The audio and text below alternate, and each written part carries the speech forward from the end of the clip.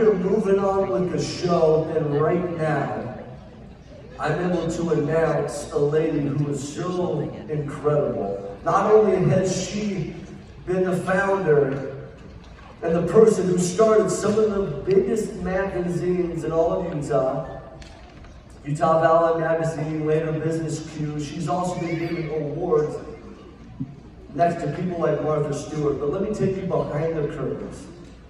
I was able to go into her office one day, and as I walked in, I met some of the employees that she brought in, and they were all young women. And as I talked with them, each individual, one by one, I said, what makes you be here? And they pointed to Jeanette.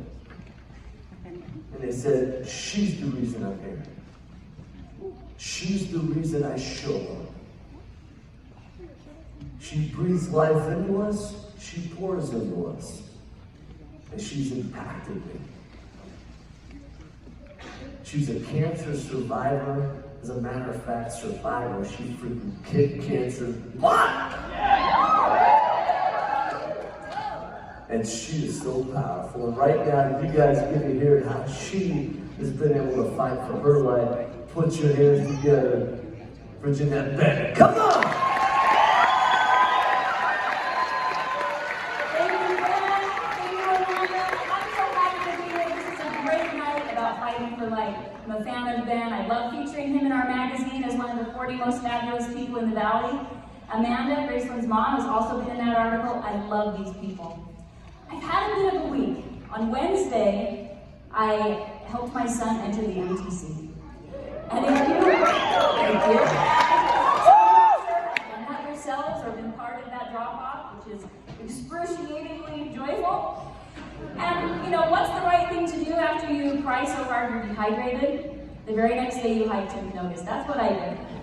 Yesterday I summited Mount Timpanogos for the 11th time. Every year I have this tradition of climbing to the tippy top. How many of you have been to that shack on the top of Timpanogos? Okay. It's not an easy hike. And I'm not fast. In fact, I'm probably the slowest person on the mountain. It takes me about 12 hours.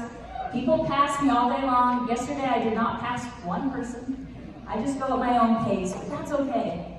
This has been an amazing part of my journey to hike the mountain that's just behind us here, that really is the anchor of this valley.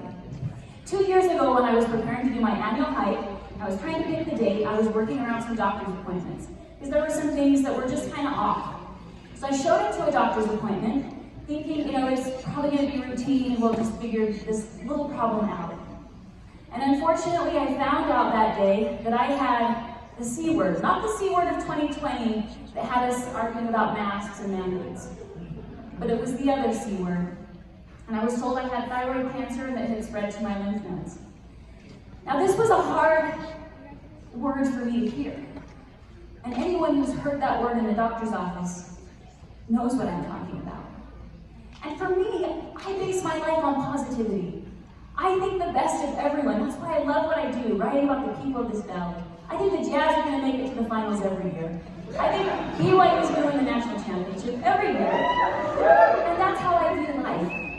So when I got my diagnosis, my thought was, I will think my way out of this. I didn't do the surgery that they scheduled for me right away. I couldn't do it. The night before I canceled it, I said, no, I haven't explored all my options. I haven't exercised enough faith. I haven't eaten enough green leafy vegetables. I haven't floated in enough magnesium. I tried all the things. I put up a poster in my garage that said, God has not ceased to be a God of miracles. And every time I drove in and out, I was manifesting this cancer going away without me losing an organ that manages metabolism, your thermostat, your hormones. I didn't want to lose this organ. Well, 2 months later, I thought I'm going to go to Huntsman, I'm going to get a second opinion, and they're going to tell me that the cancer is gone. Manifesting it all the way up there. I go in there, and the doctor not only did he not say what I was expecting, he did not say, you're cancer-free, ring the bell on the way out. He said, I see 2 more tumors. And we need to take this out. And I still couldn't wrap my head around it, so I said, I'll call you back. I gotta think about this. Because my miracle, the one that I was expecting, had not happened. So, what did I do? I hiked Timpanogos. And all the way up that mountain, I was thinking about, what should I do? I was fighting for the light. I felt like I was in the dark. I didn't quite know what to do and how to wrap my head around this. When I got to the saddle, which is the first part of the mountain where you can see into the valley, I had 3 bars on my phone. And I finally knew what I was supposed to do. I was supposed to call Huntsman. And I was supposed to do that surgery and move forward. And accept that my miracle was not what I thought it was. The miracle is that they found it. The miracle is that we have modern medicine. The miracle is I had a doctor nearby who would say that.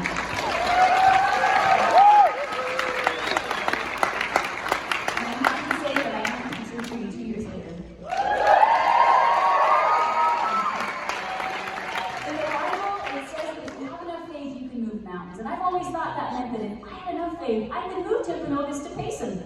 I could do that. I wouldn't do that. If I had enough faith, I might be able to. But here's what I've come to think. We move mountains by moving ourselves. When I got down off Timpanogos last night and I looked back up the mountain, it looked smaller. Because of my journey and the help of my Creator, we can move mountains by moving our feet. Graceland's fighting for the light. She's a beautiful warrior. And I'm so grateful that she's allowed all of us to be part of her fight for right. Let's get you right, Graceland. Thank you so much.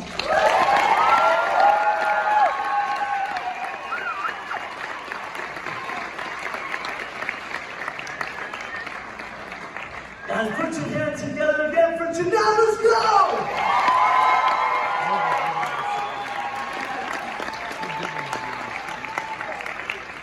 I met her pre-cancer story. So it was incredible to see that whole journey and to see her light and how she continually gives. So that was such a blessing to have her here tonight. As we move on, and you guys have fun?